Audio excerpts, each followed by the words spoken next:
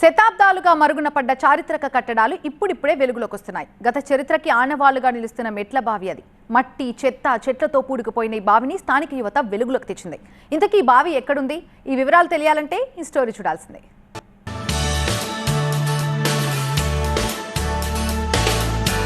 సంగారెడ్డి జిల్లాలో రాజంపేటలో ఉందా బావి. ఈ బావి రెడ్డి రాజుల కాలంలో నిర్మించబడిందని చరిత్రకారుల భావన. పూర్వకాలంలో రాణి శంకరమ్మ రాజంపేటలో శ్రీ రాజరాజేశ్వర ఆలయాన్ని నిర్మించారు. అచ్చు వేములవాడలోని రాజరాజేశ్వర స్వామి ఆలయాన్ని పోలిన విధంగా ఉంటుంది ఇక్కడ ఈ ఆలయం కూడా. ఈ ఆలయానికి వచ్చే భక్తులు స్నానమాచరించడానికి దగ్గరలోనే ఓ పెద్ద మెట్ల బావిని కూడా నిర్మించారు. ఆ బావి చుట్టూరా రాతితో మెట్లు కట్టారు. బావిలో స్నానం చేస్తే చర్మ వ్యాధులు నయమవుతాయని భక్తుల విశ్వాసం. ఈ బావి నీళ్లను అప్పట్లో తాగునీటి అవసరాల కోసం కూడా వాడేవారు.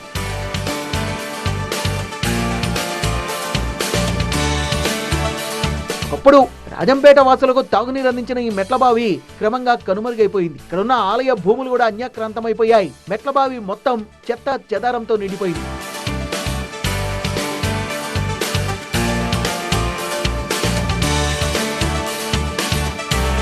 రాజంపేటకు చెందిన వార్డు సభ్యులంతా కలిసి మెట్లబావి పునరుద్ధరణకు నడుం బిగించారు. చెత్తా చెదారం మట్టి తొలగించి బావిని ఆధునీకరించారు. బావి చుట్టూరా లైట్లు అమర్చి కొత్త అందాలు తీసుకొచ్చారు. ఆలయానికి వచ్చే భక్తులు ఆహ్లాదకరమైన వాతావరణంలో సేద తీరడానికి అందమైన పార్కును సైతం ఏర్పాటు చేస్తున్నారు. నా పేరు కొత్తపల్లి నాని.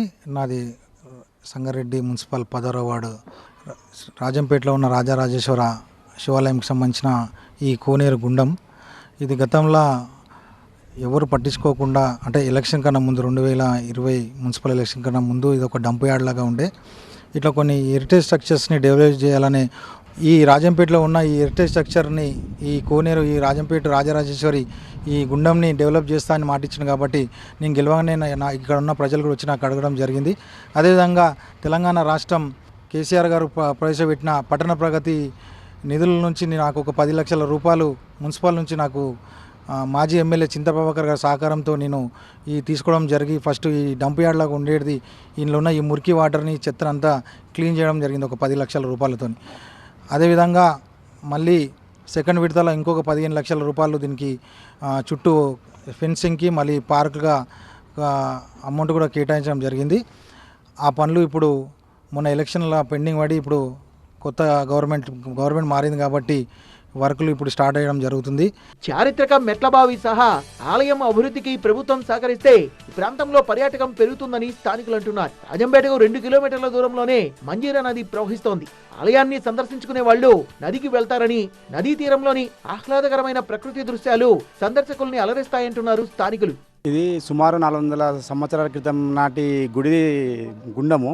ఇక్కడ ఉన్న కాలనీ వాసులు మొత్తము చెత్తతో నింపేసి ఉంటే ఈ కొత్తపల్లి నాన్నగారు దీన్ని మంచిగా సుందరీకరంగా ముస్తాబ్ చేయనీకే అంత చెత్త గిత్త అంతా తీపిచ్చి బయట వాడేసిపించినాక తర్వాత దీని మీద వెంటనే ఇక్కడ స్థానిక ఉన్న ఎమ్మెల్యే కానీ అక్కడ అందుబాటులో ఉన్న మన మినిస్టర్ దామోదర్ రాజనరసింహ గారు లేకపోతే కలెక్టర్ కానీ ఎవరైనా దీనికి నిధులు కేటాయించి ఇక్కడ గార్డెన్ కానీ చిన్నపిల్లలు ఆడుకునే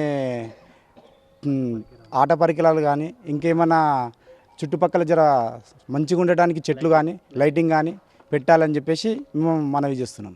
ఈ దేవస్థానం పేరు శ్రీ రాజరాజేశ్వరి స్వామి దేవస్థానము. ఈ దేవస్థానము రాజంపేటలో గలదు.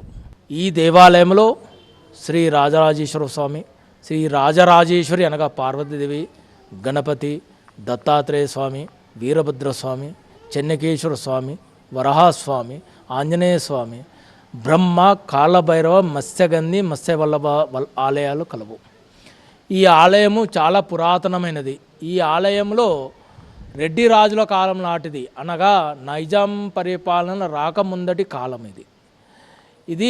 ఈ దేవాలయాన్ని రాణి శంకరాంబ పాపన్పేట సంస్థాన్ రాణి శంకరాంబ కట్టించింది. చరిత్రకు సజీవ సాక్ష్యంగా నిలబడ్డ ఇలాంటి పురాతన కట్టడాల్ని గుర్తించి వాటి అభివృద్ధికి కృషి చేయాలని స్థానికులు కోరుతున్నారు.